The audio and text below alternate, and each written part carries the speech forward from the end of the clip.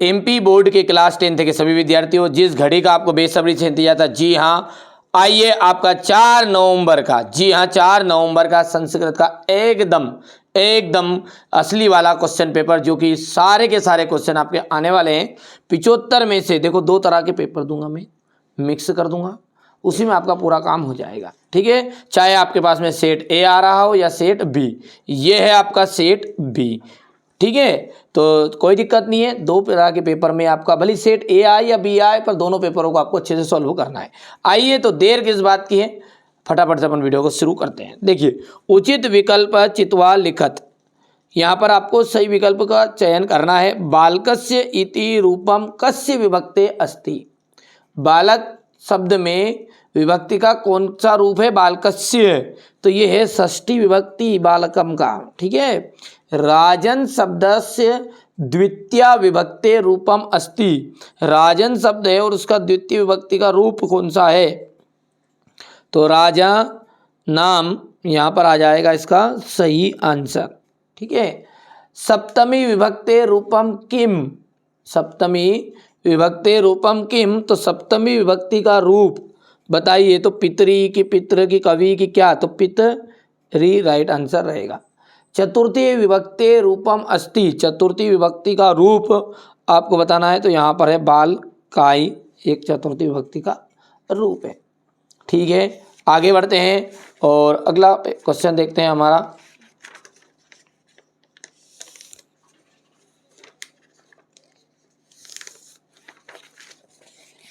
यहाँ से देखते हैं, जीवनम दुर्वहम अस्ति, तो अत्र जीवनम दुर्वहम अस्ति, अधोलिखितेषु अवयव नास्ति, इनमें से आपका अवयव नहीं है। ठीक है, अपि, परा, अत्र की कदा, तो यहाँ पर आपका जो परा है ये आपका एक अवयव नहीं है, बाकी सब अवयव है। अब यहाँ पर देखते हैं रिक्त स्थान। पहला है चतुर काका इतनयो पदियो विशेषणम अस्ति, तो यहाँ पर आपका चतुर एकदम राइट रहेगा, ये पहला नंबर हो गया आपका चतुर। आमंत्रणम आरक्षम इतनयो पदियो विशेषणम पदम अस्ति, तो यहाँ पर भी आमंत्रण आ जाएगा। सलितम इतस्य पर्याय पदम अस्ति, सलितम का पर्यायवाची है, सलितम मतलब होता है ठंडा, वो ठंडा क्या है, जल है, तो यहाँ पर देखो ये दूसरा हो गया ना, और ये जलम तीसरा हो गया। अगला क्या कह रहा है उसको देखते हैं। पत्नी इतस्य पदस्य, इतस्य पर्याय पदम अस्ति, पत्नी का जो पर्यायवाची है शब्द है वो क्या है, भार्या है, ये आपका हो गया 4th नंबर वाला। धनवाय इतस्य पदस्य विलोम पदम, धनवाय का विलोम पद क्या है, मानवाय। और संपत्तो इतस्य विलोम पदम अस्ति, संपत्तों का विलोम पद आपका जाएगा विपत्तो, हो गया है। चलिए आगे देखते हैं। युग्म मेलन कृत, सही जोड़ी का आपको मिलान करना है। अग्निदत्ता, अग्निदत्ता का आपका हो जाएगा यहाँ पर तत्पुरुष समास। इत्यादि की हो जाएगी आपकी यन संधि, इति दनति। गायिका का आपका मिलान करना है अयादि संधि से आपको। और चोराद भयम, चोराद भयम का जाएगा पंचमी तत्पुरुष से। नर प्लस इंद्रा का जाएगा गुण संधि, नरेंद्रा हो जाएगा ये। और राम लक्ष्मणों, राम लक्ष्मणों का जाएगा द्वंद्व समास, हो गया। चलिए इसके बाद में आगे बढ़ते हैं।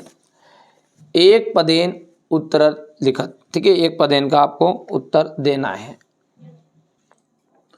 चलिए क्वेश्चन नंबर 4 क्या कह रहा है अपना, एक वाक्य में उत्तर है। तो आगत्य इतस्मिन् पदे प्रत्यय अस्ति, तो आगत्य में आपका ल्यप प्रत्यय ल्यप, और उसके नीचे वाला देखो ल्यप प्रत्यय से एकम उदाहरणम लिखा था। अरे भैया ल्यप प्रत्यय का ऊपर तो दिया तूने, लिख देता आगत्य, तो आगत्य भी लिख सकते हैं या फिर आप लिख सकते हैं प्रणमेय, ठीक है, या फिर आगत्य ऊपर का भी लिख सकते हैं। बालिका इतस्मिन् पदे प्रत्यय अस्ति, तो बालिका में आपका कौन सा प्रत्यय है, तो टाप प्रत्यय है। कौन सा है, टाप। केशाम संपत्तो चा एक रूपता, तो महताम, महताम।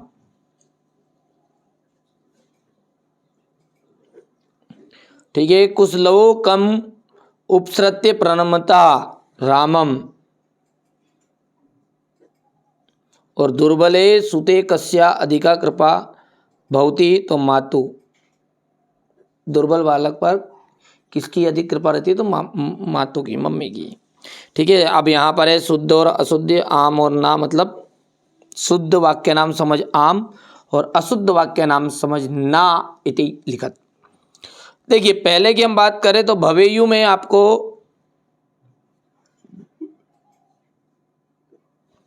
आम आ जाएगा, बहुवचन है क्योंकि, है ना। याचतु तस्मिन पदे एक वचनम अस्ति, तो ये भी आपका आम रहेगा। यदि हम बात करें ना तो यहाँ पर मैं एक बात कहूँ आपको, तो सारे के सारे आपको आम ही लिखना है, सारे आपके सत्य हैं। हो गया।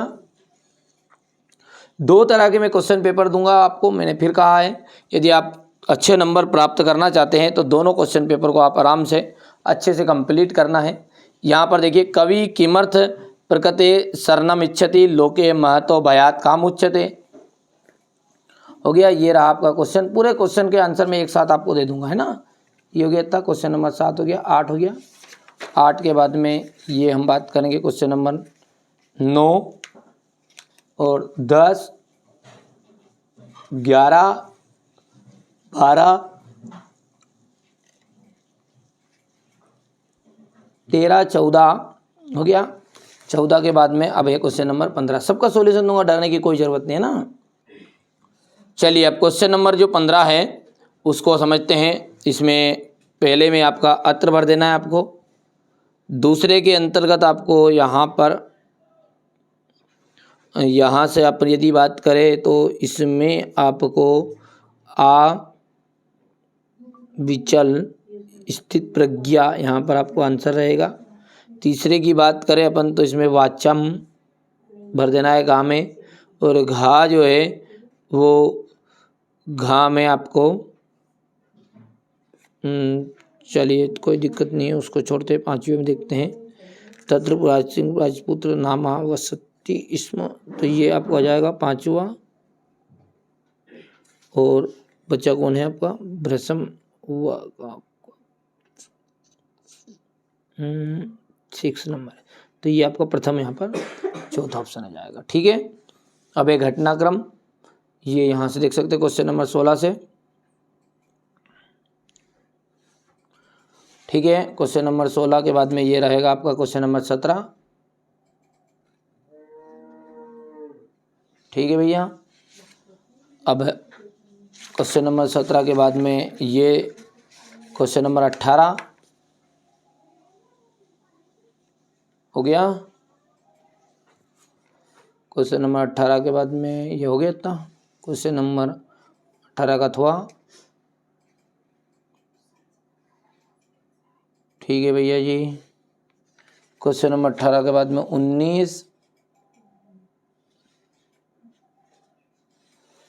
के बाद में ये इसका रहेगा यहाँ पर।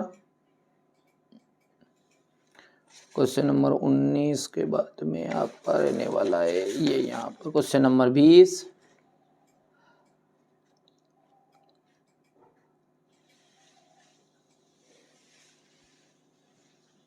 क्वेश्चन नंबर 20, 21,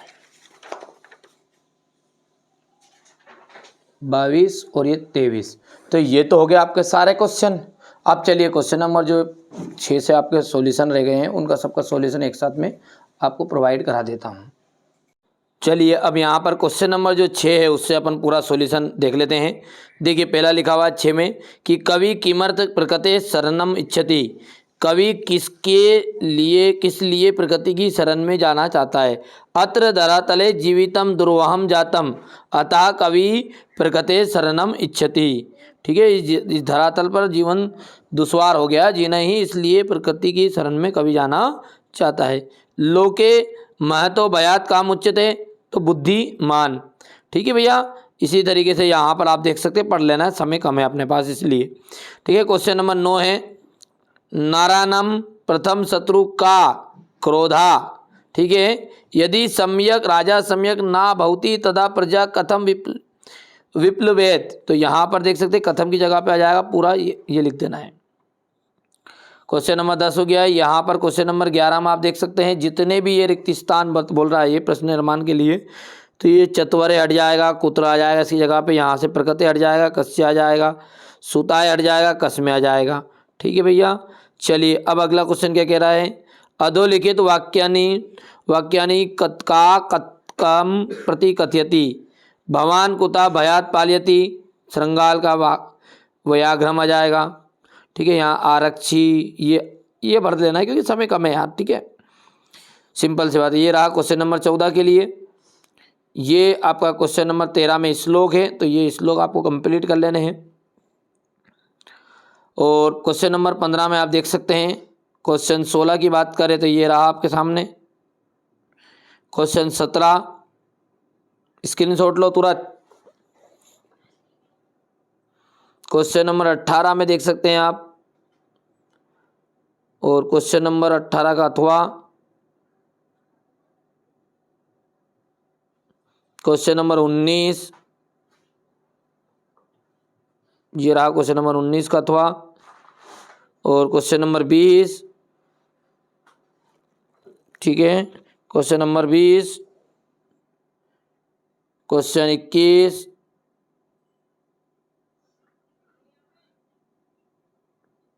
क्वेश्चन 22 और ये अंतिम 23। अब ये 22 का जो ये रहे आपके अवकाश 100% श्योर यही आ रही है और आएगी ही सही। ठीक है। और निबंध में संस्कृत भाषा का निबंध करना है, ये रहा। ठीक है भैया। तो पहली बार चैनल पे सब्सक्राइब जरूर कर लीजिएगा।